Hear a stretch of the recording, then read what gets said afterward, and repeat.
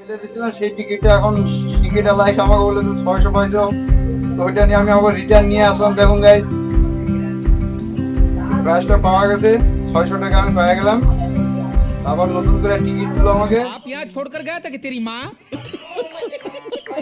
দোস্ত আমাদের চ্যানেলে স্বাগত। এই যে আমাকে বাড়ির থেকে দিলেন নারকেল কাটতে, এখন তো আমি এখন নারকেল কাটি, আপনারা আমার সাথে থাকুন। কয়টা নারকেল কাটে দিয়ে তারপর আমি কথা বলতেছি আপনাদের সাথে। তো আমার ভিডিওটাকে লাইক শেয়ার অবশ্যই করবেন, ফলো অবশ্যই করবেন। তো আমি এরকম আমার লাইভ স্টোরি ভিডিও আপনাদেরকে ছাড়তে থাকবো।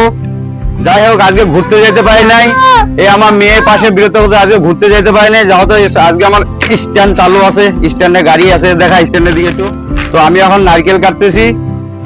তো এখন নারকেল টারকেল কাইটে এখন গাড়ি গুড়িগুলো কমলে হয়তো বিকাল বেলার দিকে আমি বেরোবো, বিকাল বেলা যা হয়তো একটু ভিডিও করব। তো যাক গাইস, আজকে আমি 600 টাকা পাইছি লটারিতে, সেটা আপনাদেরকে শেয়ার করলাম।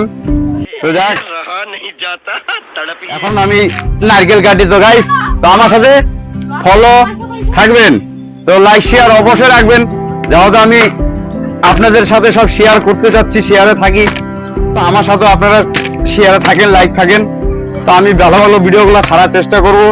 তো আজকে আমার বাড়িতে আসি, আমি বাড়ি থেকে বেরোনি এখনো, কারণ হচ্ছে স্ট্যান্ড সামলাইতে হচ্ছে। আমি সবসময় আপনাদেরকে বলি যে আমি স্ট্যান্ডে থাকি, তো ওই অবস্থায় আমাকে ভিডিও বানাইতে হয়, তো সময় হয়তো আমি সবসময় পাই না। তো যাই গাইস, তো আমার সাথে আজকে থাকুন, আমি যাব ভিডিও বানাইতে পরে।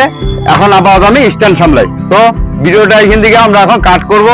তো আমার ফলো অবশ্যই থাকবেন, লাইক অবশ্যই। তো জয় হিন্দ, বন্দে মাতরম।